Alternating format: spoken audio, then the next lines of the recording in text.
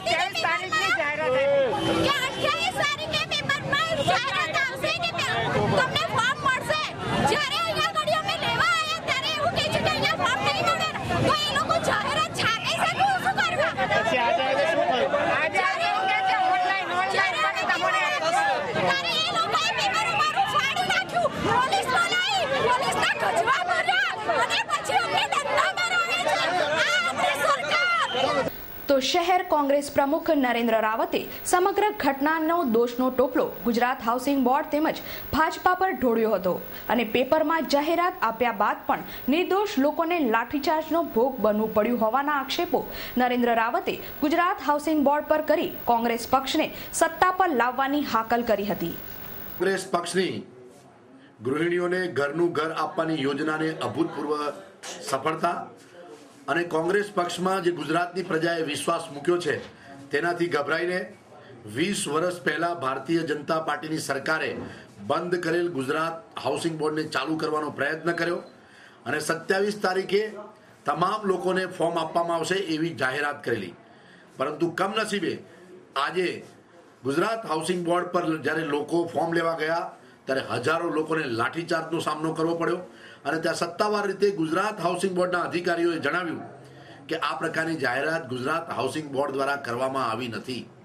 મારું એટલું જ કહેવું છે કે ગુજરાતની ભાજપ સરકાર દ્વારા અને એમના પ્રવક્તા દ્વારા જે જાહેરાત કરવામાં આવી તે તદ્દન સફેદ જુઠ્ઠાણું છે, લોકોને ગેરમાર્ગે દોરવાનો પ્રયત્ન કર્યો છે અને આ રીતે ગુજરાતની હજારો લાખો જનતાને આ પ્રકારે ફોર્મ લેવા માટે મોકલી અને પોલીસ દ્વારા લાઠીચાર્જનો સામનો કરવો પડ્યો છે, એ ખૂબ દુઃખદ છે।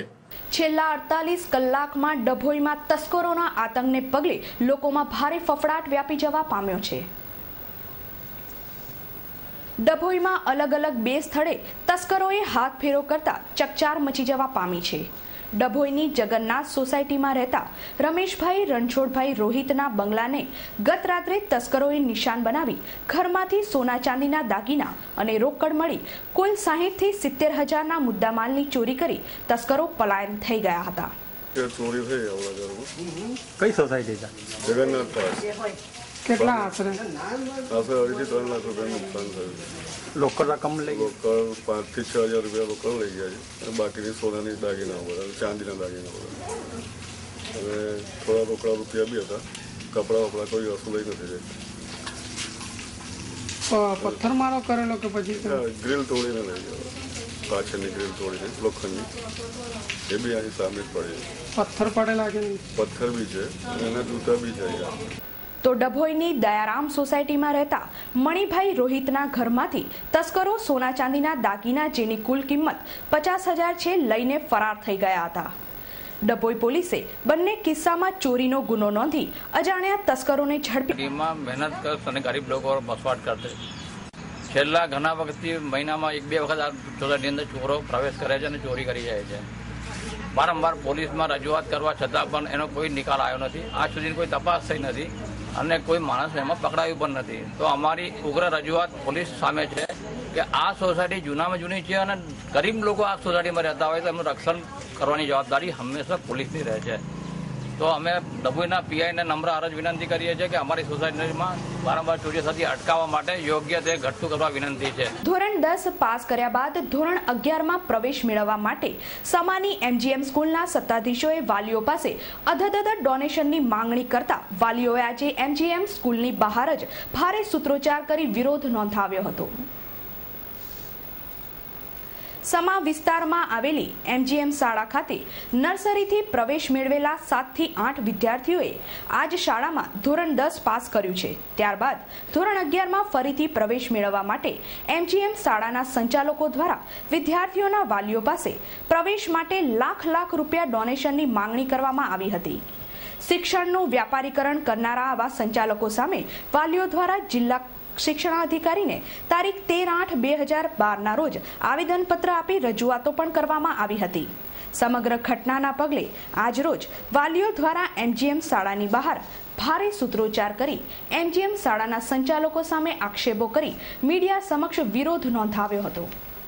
માંજલપુર કોતર તલાવડી ખાતે પીવાના પાણીની લાઇન સાથે ડ્રેનેજ લાઇન જોઈન્ટ થઈ જતા વિપક્ષી નેતા ચિન્નમ ગાંધીએ શાસક પક્ષને આડે હાથ લીધા હતા.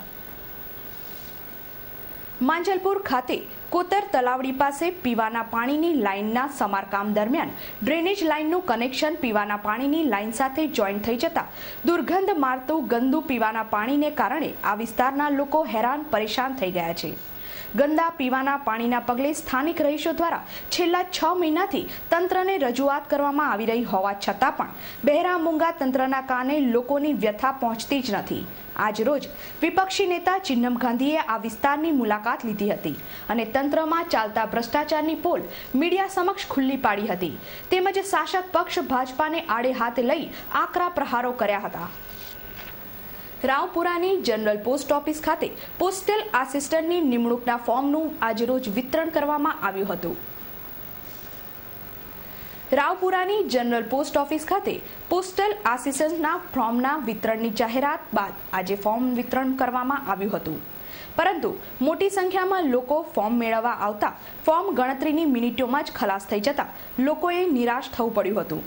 તો GPOના ઇન્ચાર્જ સિનિયર પોસ્ટલ મેનેજર દ્વારા લોકોને શાંતિ જાળવી આગામી જાહેરાત માટે રાહ જોવા વિનંતી કરવામાં આવી હતી. વિધાનસભાની ચૂંટણીને આડે હવે ગણતરીના મહિનાઓ જ બાકી છે ત્યારે ભાજપાના પૂર્વ મહામંત્રી સંજય જોશી આજે વહેલી સવારે વડોદરા રેલવે સ્ટેશન ખાતે આવી પહોંચતા ભાજપી મોરચે હડકંપ મચી જવા પામ્યો છે. ભાજપની રાષ્ટ્રીય કારોબારીમાંથી રાજીનામું ધરી દેનાર સંજય જોશી આજે વહેલી સવારે વડોદરા રેલવે સ્ટેશને આવી પહોંચ્યા હતા. ભરૂચના સાંસદ મનસુખ વસાવાના માતુશ્રીની 13માની વિધિ પતાવી સાંજે પરત ફરી સંજય જોશી ભાજપાના આગેવાન કાર્યકર્તાના પત્નીના તાજેતરમાં જ નિધન થયું હોવાથી તેઓ વડોદરા ખાતે તેમને સાંત્વના આપવા જવાના હોવાની જાણકારી સત્તાવાર સૂત્રો દ્વારા મળી છે.